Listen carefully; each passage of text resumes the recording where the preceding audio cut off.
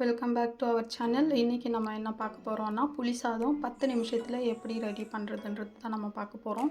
இதுக்கு தேவையான பொருட்கள் பார்த்திங்கன்னா, வேர்க்கடலை எடுத்திருக்கேன், ஒரு பூண்டு, நான் முழுசாக ஒரு பூண்டு ஃபுல்லாகவே உரித்து அதை தட்டி எடுத்திருக்கேன். இந்த புளி சாதத்துக்கு நீங்கள் எந்த அளவுக்கு பூண்டு அதிகமாக போடுறீங்களோ அந்த அளவுக்கு ருசியாக இருக்கும்.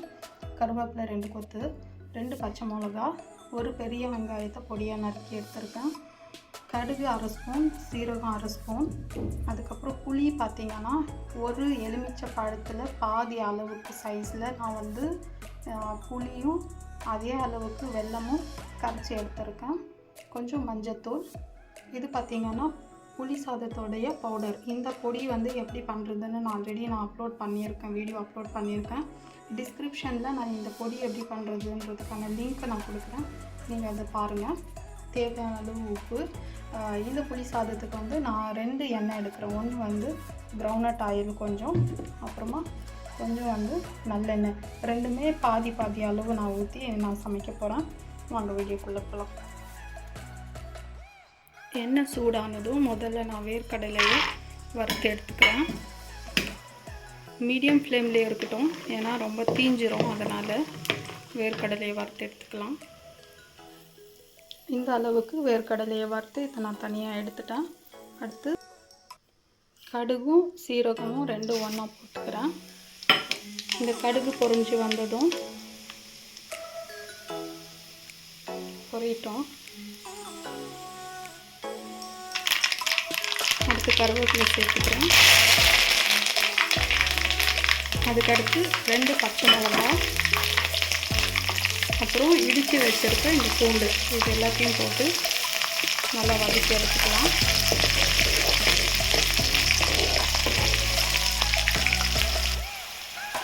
பூண்டும் பச்சை மிளகாவும் இந்த அளவுக்கு ஒரு 50 to 60% வதங்கி வந்ததும் வெட்டி வச்சுருக்க வெங்காயத்தை சேர்த்துக்கிறேன். வெங்காயத்தை போட்டு இப்போ இதையும் நல்லா வதக்கி எடுத்துக்கலாம்.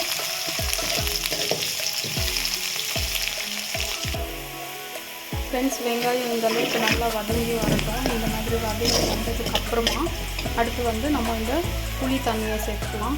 புளியும் வெல்லத்தையும் நான் இதில் மிக்ஸ் பண்ணி வச்சுருக்கேன், கரைச்சி வச்சுருக்கேன். இது பார்த்திங்கன்னா வெல்லம் போட்டால் தான் இதோட டேஸ்ட்டு நல்லாயிருக்கும். அதுக்காக நீங்கள் நிறைய போட்டிங்கன்னா ரொம்ப ஸ்வீட் ஆகிடும்.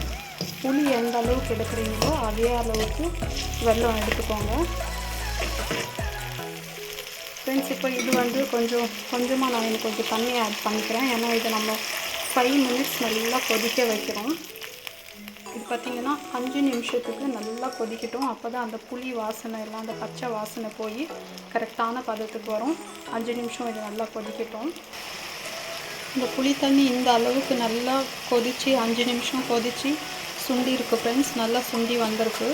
இந்த ஸ்டேஜில் வந்து நான் என்ன பண்ணுறேன்னா, இதுக்கு தேவையான அளவுக்கு நான் உப்பு சேர்த்துக்கிறேன். உப்பு, கொஞ்சம் மஞ்சத்தூள். நான் பார்த்திங்கன்னா ஃப்ரெண்ட்ஸ் 3 பேர் சாப்பிட்ற அளவுக்கு நான் 3 பேருக்கான சாதத்தை தான் நான் இதில் மிக்ஸ் பண்ண போகிறேன். நீங்கள் உங்களுக்கு எத்தனை பேருக்கு சமைக்கிறீங்களோ அதுக்கேற்ற மாதிரி அளவை சேர்த்துக்கோங்க. இப்போ இந்த உப்பும் மஞ்சத்தூளும் போட்டு நம்ம நல்லா இதை மிக்ஸ் பண்ணி விட்டுக்கலாம். மிக்ஸ் பண்ணதுக்கப்புறமா அடுத்து நம்ம என்ன பண்ண போகிறோம்னா, இந்த புளி சாதத்துக்கு ரெடி பண்ணி வச்சுருக்கிறது வந்து இந்த பவுடர். இது நான் பார்த்திங்கன்னா 2 டீஸ்பூன் ஃபுல்லாக எடுத்திருக்கேன். இதை போட்டு மிக்ஸ் பண்ணிக்கலாம்.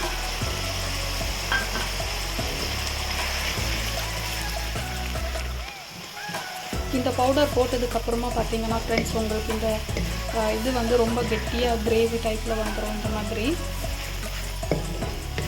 கொஞ்சம் மிக்ஸ் பண்ணி விட்டுட்டு அடுத்து கொஞ்சம் கட் பண்ணி வச்சிருக்க கொத்தமல்லி இலையை தூவிக்கிறேன்.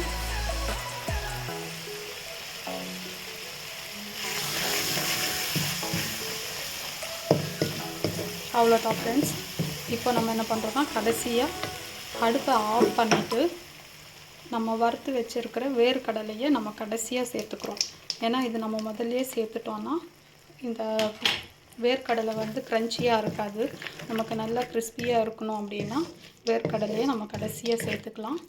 இதை சேர்த்துட்டு இப்போ நம்ம உப்பு செக் பண்ணிவிட்டு சாதத்தை போட்டு மிக்ஸ் பண்ணிடலாம். ஃப்ரெண்ட்ஸ், இப்போ சாதத்தை நான் மிக்ஸ் பண்ணிவிட்டேன். நல்லா மிக்ஸ் பண்ணிவிட்டு இப்போ சர்வ் பண்ணலாம். புளி சாதம் ரெடி. ஃப்ரெண்ட்ஸ், உங்களுக்கு இந்த வீடியோ லைக் ஆச்சுன்னா லைக் பண்ணுங்கள், ஷேர் பண்ணுங்கள், சப்ஸ்கிரைப் பண்ணுங்கள். அடுத்து ஒரு இன்ட்ரெஸ்டிங்கான வீடியோவில் உங்களை நான் மீட் பண்ணுறேன். தேங்க்ஸ் ஃபார் வாட்சிங். பாய்.